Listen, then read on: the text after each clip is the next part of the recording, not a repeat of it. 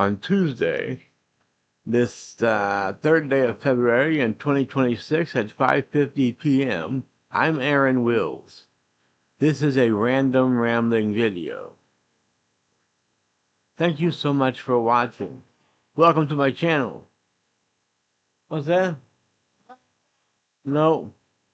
Please comment, like, and subscribe before sharing this video and turning on the post notification bell. Alright, there's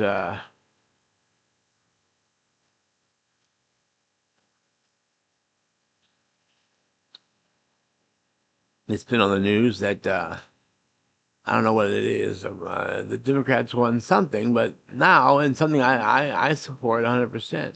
Now, the any federal officer or agent has to wear a body cam, and it has to be on at all times.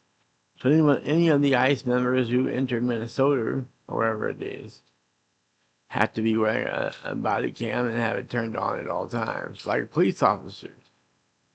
If their body cam goes off, people get suspicious.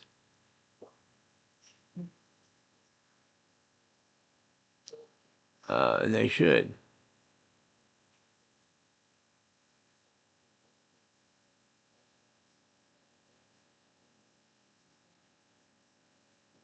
It reminded me of an episode I saw on TV of something. Cops, maybe? No. But a police lieutenant, a woman who responded to an accident, and then a female police officer responding to an accident call, shows up to realize her boss, lieutenant or whoever he was the driver, one of the drivers in the accident. He rear-ended someone after having been drinking all night, and he asked the female if her cam was on, and she said yeah. And he goes, "Can you go dark for a minute?" And she said no. And so that's good. That just shows that they don't always cover their own asses each time. So he got arrested for drunk driving. She cuffed him. She what's the word?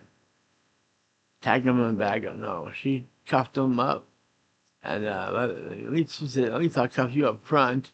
So she cuffed him up front, which is better than being cuffed in the bag. And I think he rode. I think he had to ride in the bag.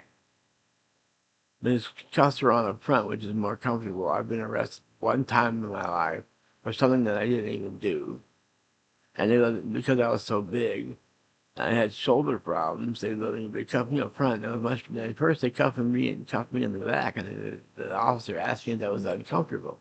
I admitted to him that it was, and so he changed the cuffs from the back to the front. A huge relief on my shoulders. Just a huge relief. It was much more comfortable. I still wasn't able to balance myself in the back of a police car. When they hit a bump or made a crazy turn, I still flew over this way or that way.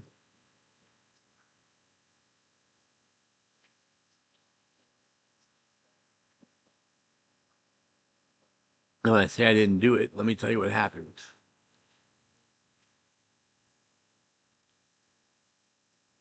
I got a ticket in a town called Clayton, Missouri, here in St. Louis. Got a ticket for running a red light because I went to a string of flashing red lights where you roll up, stop completely, and when it's safe to go, you go on. For you drivers, you know that. You know the rule. So there was a string of those flashing red lights for, I don't know, probably a mile or more. And so then I got to a solid red light after this string of flashing red lights. I think it was a trap anyway. I got to the solid red light, and I stopped to make sure there was no one coming. I saw the police officer sitting right there, but I wanted to make sure he wasn't turning, so I sat there to make sure he wasn't going or turning, and he wasn't, so I went. Like I would do if it was a flashing red light, but it was a solid red light. So he pulled me over and gave me a ticket. My girlfriend's mother, Anita at the time, I don't know if she's still living or not, but Anita is her name, was her name, or is her name, paid the ticket for us. She wrote a check and sent the check in with the ticket to pay it off and to pay the ticket. She did that for us, my girlfriend and I. And so Clayton cashed the check, took the fine and and still put a warrant out for my arrest. So I was in a parking lot in of an apartment complex where there was a lot of car break-ins. So they saw I was driving a '74 Chevelle.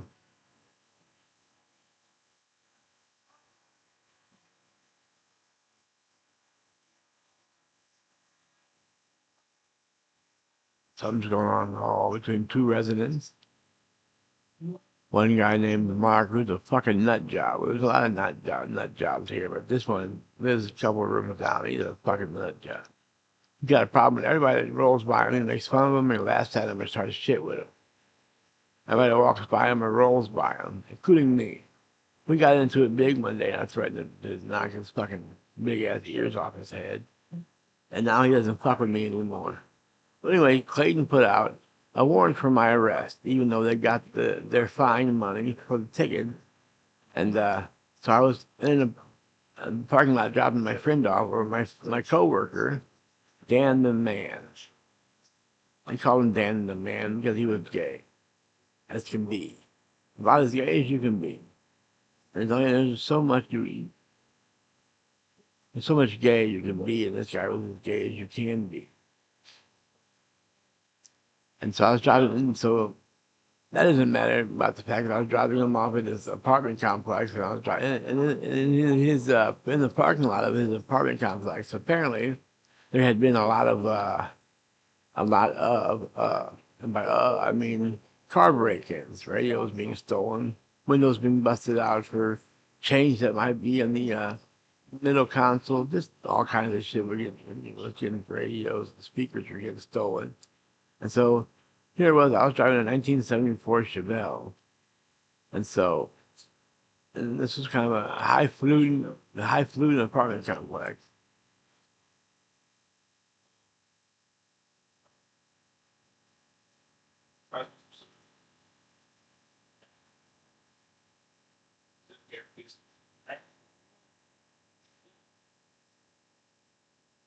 From you.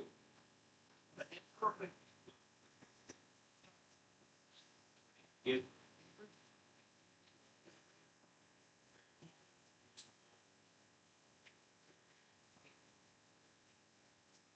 And you turned fully into Tanisha.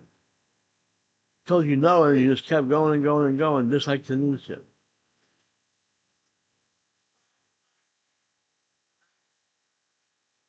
Good stuff. All right. It was my ex-roommate, now my across-the-hall neighbor, Patrick, begging my current roommate for some of his cereal. My roommate said no, and he just kept begging him, and kept begging him until he finally said yes. So back to my story of being arrested. I'm in this apartment complex dropping off my coworker, Dan the Man, who I'm sure he can.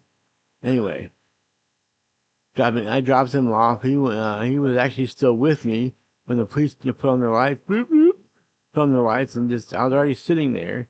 So I just put it in park and sat there, and then they shined the big light on you so you can't see what's going on behind you. And then before I know it, there was an officer at my window, and he told me to get out of the car.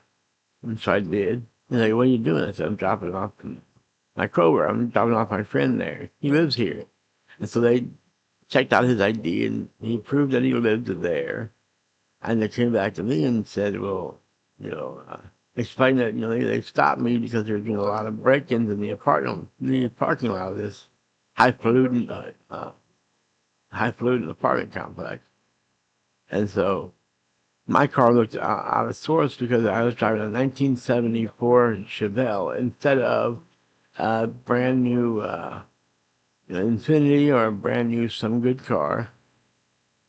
I don't know how good the Infinitis are, but I know a lot of people were driving Infinitis in the night.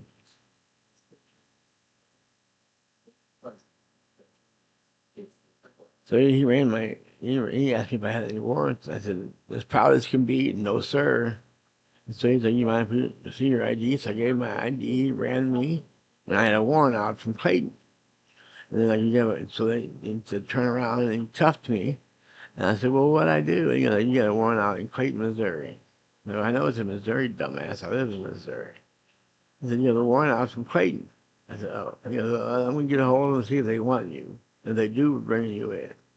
So I had to first go to the Creve Coeur jail. This was all in Creve Coeur, Missouri. Look it up. It's very affluent.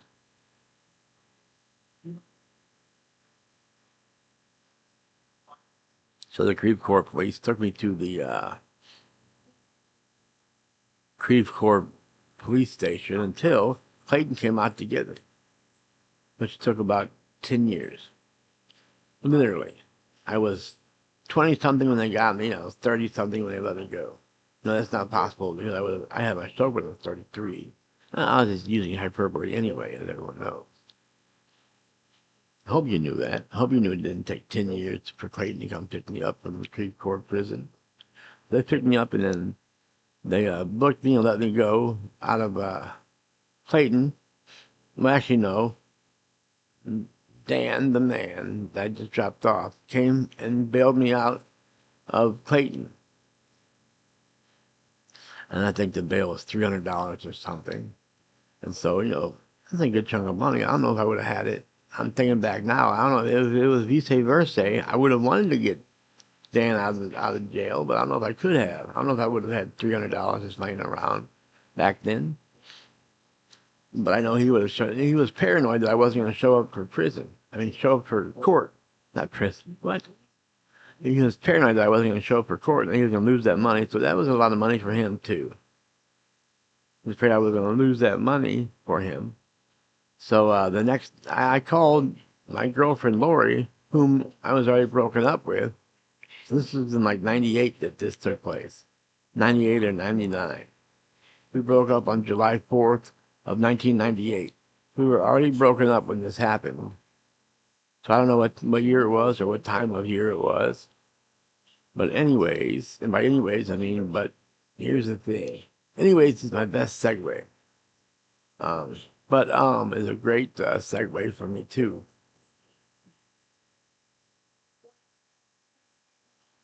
But see, that's my segue.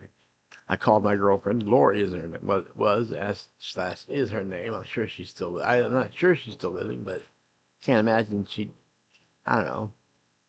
Who knows? Well, Lori is her name. I'm gonna guess is her name, or it was her name, and still is her name. So I'll just say Lori. I called Lori. I'll just say that. I called my ex-girlfriend Lori and told her I was in jail. And she's like, oh my God, what happened, baby? She was still calling me baby. We were broken up for months. She said, oh my God, what happened? I said, well, remember that ticket I got in Clayton? I said, that we thought your mom paid off? And she said, yeah. I said, well, I'm sitting in Clayton jail because apparently that wasn't paid off. So Lori, who lived with her mother now, after she left me, she moved in with her mother. And which is another point of contention. If you would ask her, she said I kicked her out. And if you ask me, I say she left me, which is true because I wanted her back. I did ask her to go to her mother's one night to stay the night there. After I found out, the night I found out that she was engaged to another man while living with me, once I found out she was engaged to another man, I asked her to go live with her mother's. Not live, I asked her to go spend the night at her mother's. I didn't really want to see her at that point. And so I asked her, first thing I did was call my buddy Chuck that I wasn't allowed to hang out with while I was with her. She was allowed to fuck everybody, but I wasn't allowed to hang out with my buddies. I also wasn't allowed, I think I've told this story several times on here.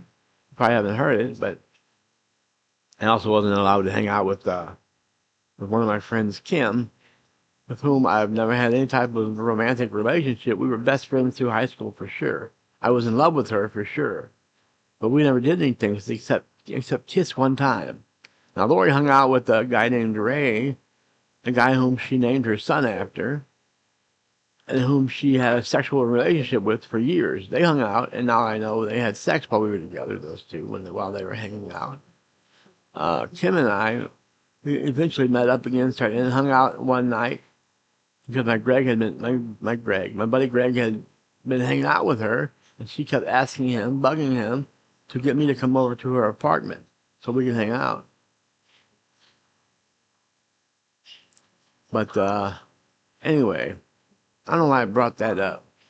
Oh, that's because I was saying she doesn't allow me to hang out with my buddy Chuck, who was, by the way, the whole time me and Lori were broken up. He was calling Lori saying, "Yeah, Aaron wants us all to meet up at such and such bar," and only he would go, and she'd show up looking for me and him to hang out with, and he'd try to fuck her. Again, he had fucked her several times before, probably while we were together. I don't know. He would try to have sex with her while we were broken up, even though he knew I was trying to get back with her. I was still in love with her. I don't fall out of love easily. I fall in love easily, but I don't fall out of love very easily. There's still people I think about on a regular. Not Lori. I'm talking about her now, but that's because I'm telling a story about the time I was arrested. How long has this been? How long has this been going on? How long has it been going on? 16 minutes and 2 seconds now. Is that what it says? Yeah, 16:07, 08, 9, 10. I'll see when it's 16, 16, 13, 14, 15, 16, 16. So the next day, well, Lori told her mom, Aaron's in jail, and her mom's like, "Well, for what?" She said, "Well, the ticket he got in Clayton." She said, "I paid that." And so she came up with the canceled check. My phone should be on my bed. And you got it. Okay, what's that? Oh yeah, don't take it off the charger. Use it on the charger. It was dead. Plug it back in and use it while it's on the charger. All right. You got on camera. Can I still upload this? I guess I can. So she produced the canceled check. I took that to Clayton the next day and said, "Hey, I was sat in your jail all night because I supposedly didn't pay a fine." So I showed them with Clayton's stamp on the back of the canceled check, showing that they cashed the check, and that was wrong. So I got all my money back from the fine on the check, which wasn't very much, whatever the fine was for a red light, $50, whatever, maybe $100. So I got my fine back, the money for my fine. They gave me that. I went to the cashier. That's what I went to at Clayton, the cashier. And there was someone back there, the district attorney or someone else was back there behind the cage while I was there, just coincidentally. And she said, "What should I do?" And I heard him tell her, "Give him back his fine money, give him back the money he paid for bail, give him everything back." And I said, "I want some extra." He's like, "Well, what do you want?" I said, "I want an extra $500. And he agreed to give me an extra $500 for my inconvenience, which was nice. So I made some money. I made about $800 on the thing because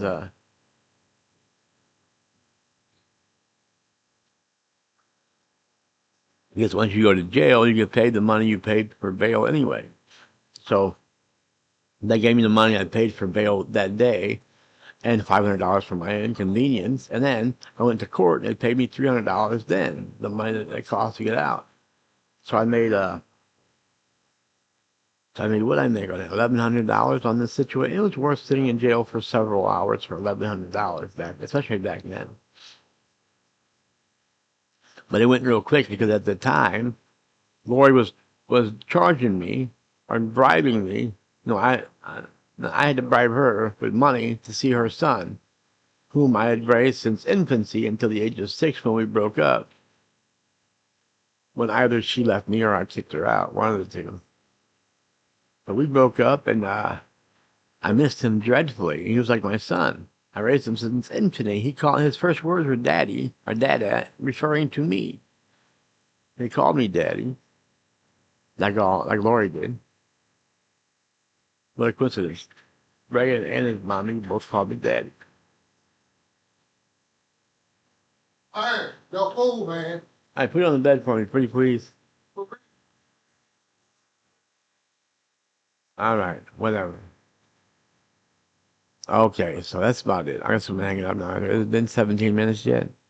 Oh, it's been 19, almost 20 minutes now. So I'm going to hang it up now. That's the moral of the story. I proved that I had paid the fine. And they shouldn't have arrested me, and I got a lot of money back. I got a lot of money not back, but a lot of money on top of what.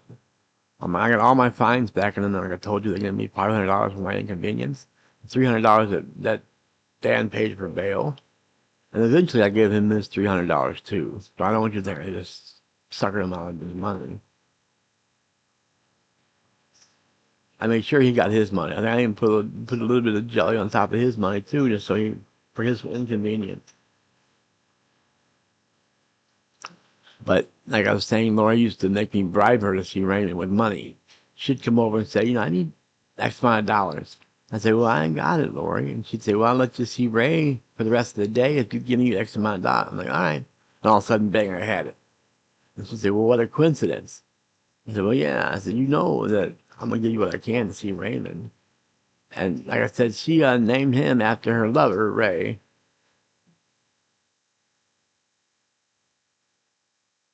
And I wasn't allowed to see a girl with whom I admit I was in love. But he never did anything but kiss one time when we were at a dance in high school. But I think there was a picture in our yearbook. Me and Lori were in the same year at the same school. She got the senior yearbook, and there was a picture in the yearbook of Kim and I, of Kim and me, at that dance we kissed at. At that dance we kissed, I guess how you would say it. So I'm supposed to now it's what, 21 minutes? Yeah, we're going on 22 minutes. I need to hang it up now. Ma. Yeah, now I'm gonna tell the full Kim story next time. So anyway, I'm gonna hang it up now. I'm gonna tell you 2 fingers. See you when I see you. Pizza rolls. Until next time, my friends. Peace. Peace. Was it love, peace, love, and chicken grease? I don't know. Love, peace, and chicken grease, something like that. I don't know how it goes, but until next time, pizza rolls.